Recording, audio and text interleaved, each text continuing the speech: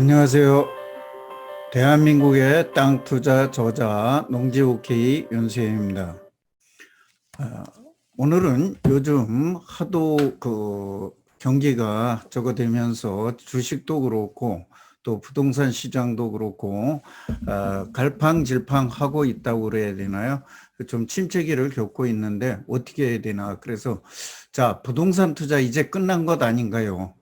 그럼 지금 사야 되나 팔아야 되나 하는 이야기를 가지고 말씀을 드리고자 합니다. 부동산 시장의 전망이나 미래 투자에 대해서는 글을 쓰지 않겠다고 제가 생각을 했었어요. 이것은 신의 영역이라고 얘기들을 합니다. 뭐 사람의 영역이 아니라 신의 영역이라고 이야기들을 하고 있고, 또 이런 것들을 예측하는 방법들도 사람에 따라서 또 뭐 기관에 따라서 다 다르기 때문에 또 어떤 것이 맞다. 특히나 부동산의 경우에는 부동산 하나만 보고 얘기할 수도 없는 거기 때문에 굉장히 어려움이 많이 있습니다. 다만 지금 현실을 한번 같이 직시해 보자 하는 뜻에서 말씀을 드렸으니까 가볍게 읽어봐 주시고 자기 투자하는데 참고될 게 있다면 참고를 하셨으면 좋겠습니다. 지금 부동산 시장이 요동을 치면서 가격이 폭등을 했었고, 또 지난 정부에서 요란스럽게 억제 대책이라고 발표를 수십 차례나 했습니다. 그리고 신도시를 조성해서 공급을 늘리겠다고 했었습니다. 또 투기 억제를 위해서 농지법도 강화를 했었습니다. 이렇게 해서 농지 취득이 어렵게 되었고, 농지에 대한 일제 조사를 강화해서 조치하겠다 하고 있고, 실제로 농사를 짓지 않는 농지에 대해서 처분 명령 통보를 받았다는 사람들이 많이 있습니다. 그래서 많이 강화된 것만은 또 사실입니다. 그 다음에 지난해부터 농촌에서 농사 짓는 사람들은 물론이고, 농지를 소유하고 있는 많은 사람들이 지금 농사를 어떻게 지어야 하는지, 농지 관리는 어떻게 해야 하는지, 팔아야 하는지, 사야 하는지, 또 이런 대혼돈 속에서 갈피를 못 잡고 있다. 예. 결국은 살 사람도 팔 사람도 갈팡질팡하고 있다. 이렇게 말씀을 드릴 수가 있습니다. 그러면서 한편에서는 이제 부동산 투자는 끝난 것 아닌가, 또 지금은 팔아야 하는가, 사도 괜찮은가, 이런 말들을 자주 묻고 자주 질문을 받게 됩니다. 정답은 없습니다. 이거는 각자의 사정에 따라서 다 다르기 때문입니다. 다만 제가 답을 한다고 그러면 향후 5 내지 7년 정도 침체기가 이어질 동안을 내가 견딜 수가 있다고 한다면 그냥 보유하고 가는 것이 좋을 것이고, 그 시기를 버티기가 어려울 것 같다면 지금 정리를 할 수 있는 것이 좋겠다. 다만 여기서 버틴다고 하는 것은 지금 현 상태에서 판단을 하시면 안 됩니다. 지금 금리가 오르고 있고, 또 금리가 앞으로 더 오를 것이고, 또 인플레도 일어날 것이고, 또 이 대출 상환이라든가 또는 월세가 들어오는 것이라든가 이런 것이 지금과 같은 상황이 아닌 것을 최악으로다가 놓고서 판단을 하셔야 된다는 겁니다. 어쨌든 조금 더 있으면 팔려고 해도 팔 수가 없는 날이 오기 때문에 이렇게 된다 그러면 빨리 정리를 하셔라 그런 얘기예요. 그래서 부동산 투자를 하는 데서 시기가 있느냐, 그냥 돈이 있으면 사고 없으면 못 사는 것이고, 돈이 필요하면 팔고 필요하지 않으면 가지고 가면 되는 것입니다. 이것이 뭐 정답이에요, 답은. 근데 각각의 사정을 다 다르게 놓고 판단을 해야 된다. 일괄적으로 누구는 이런 경우는 되고 이런 경우는 안 된다 이렇게 얘기하기는 어렵다 그런 얘기예요.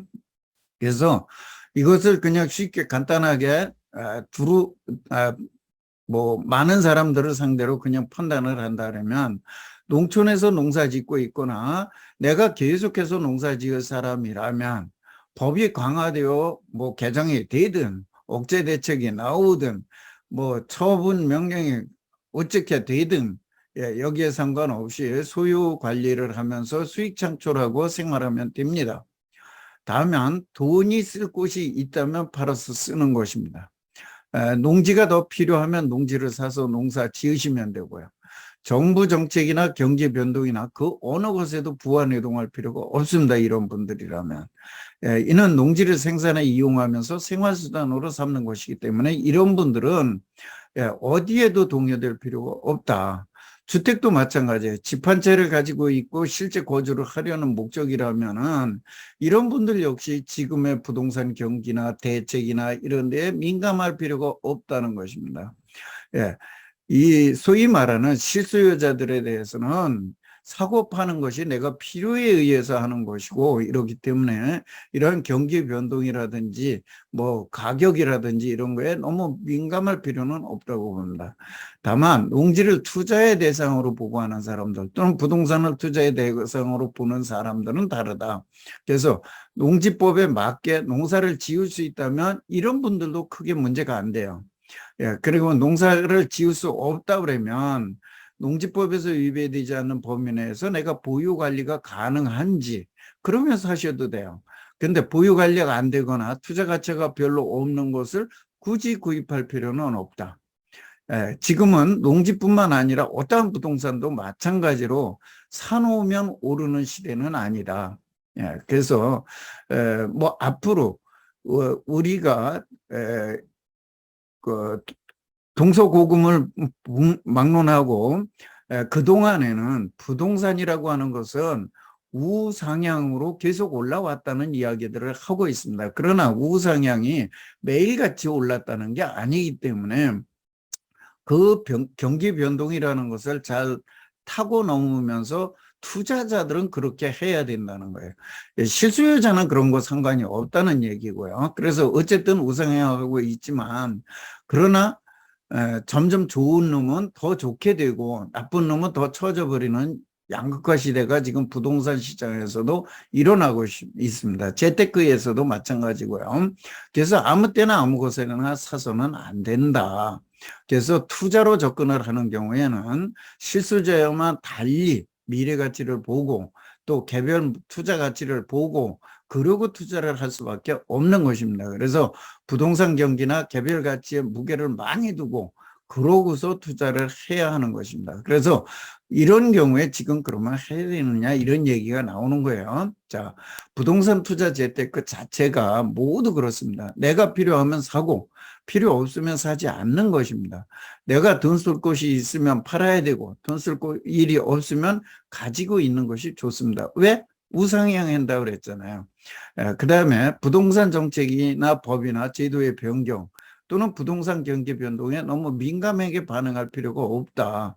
그래서 부안해동하지 마셔라 그런 얘기고 실수요자는 더더군다나 필요에 의해서 사고 팔면 되는 것이니까 걱정하지 마시고 투자자라면 조금은 경기 변동에 따라서 조종하면서 투자를 임하셔라 그런 얘기예요.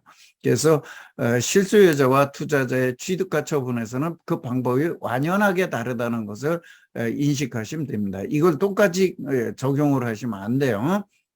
그다음에 부자들이나 투자자들은 오히려 이런 변동성 장세를 즐기고 있습니다.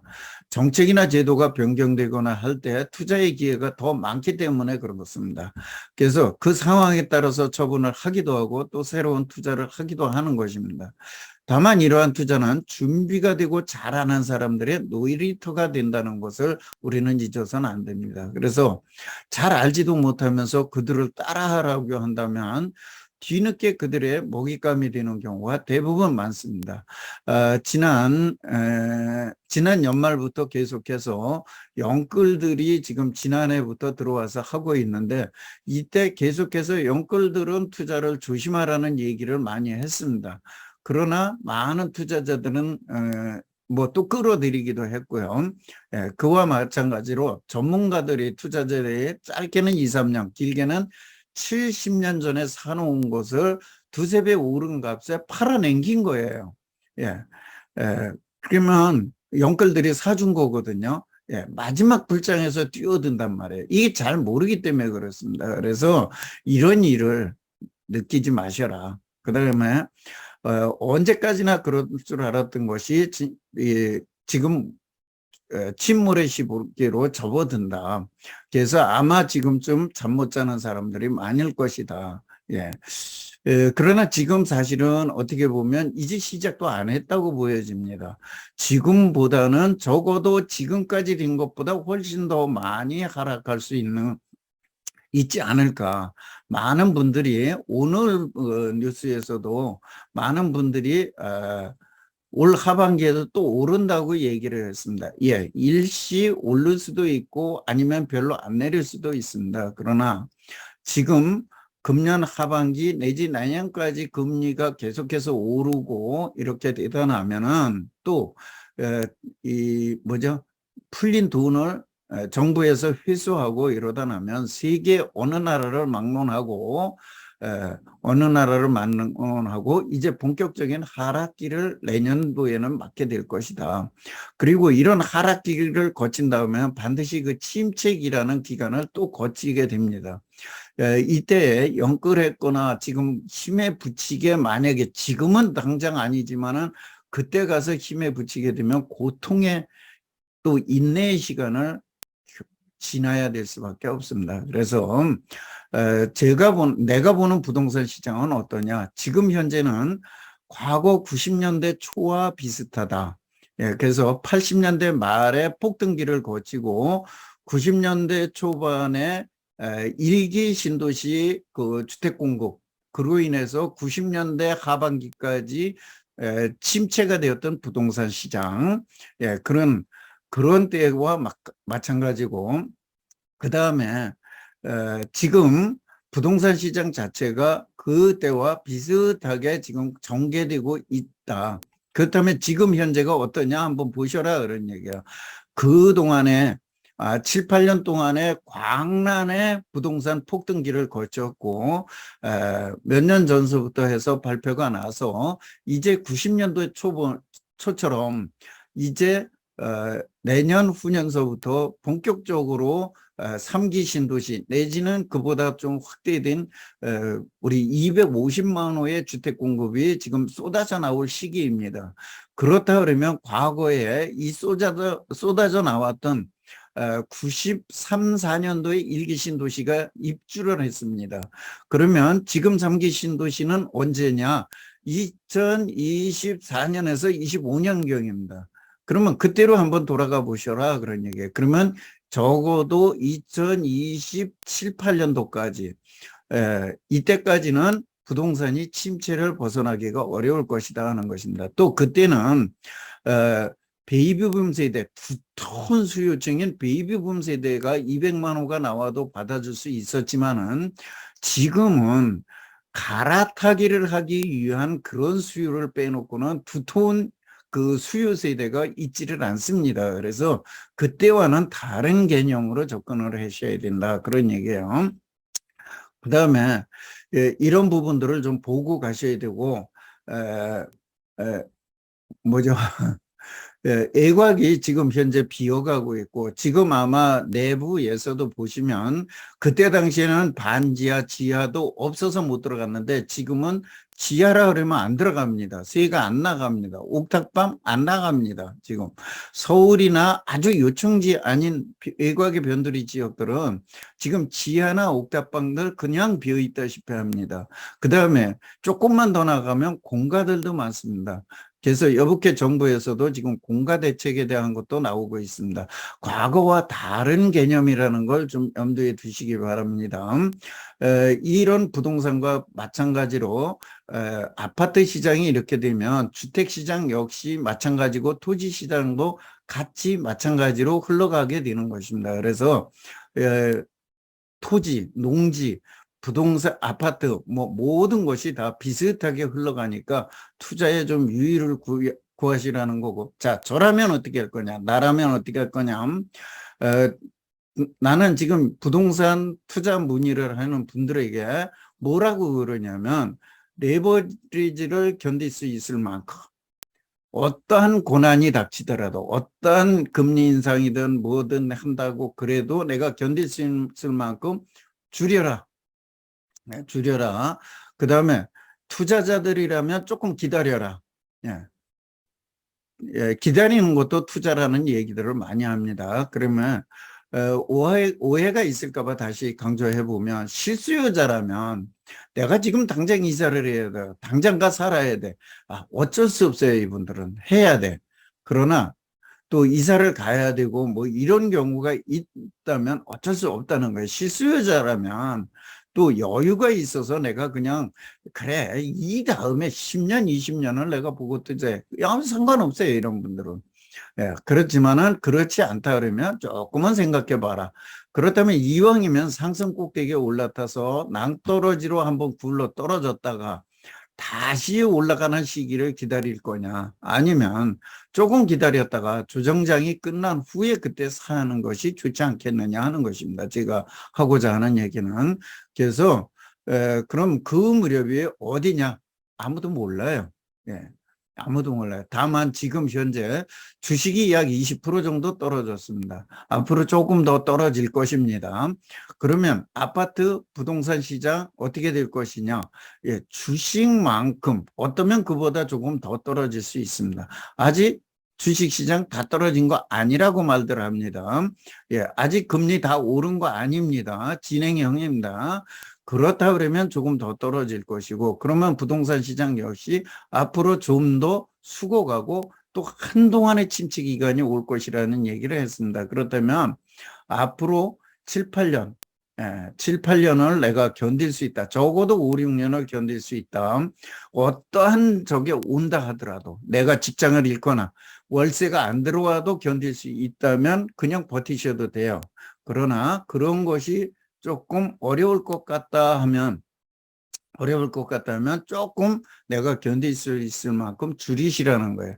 그 다음에 현재 신규 투자를 하려고 그러는 분이라고 그러면 아주 여유 있는 돈이에요. 그렇다면 뭐 그냥 하셔도 상관없습니다. 그러나 내가 여유 있다기보다는 빡빡하게 투자를 하려고 그런다. 그렇다 그러면 조금 조정받을 때까지 기다리셔라.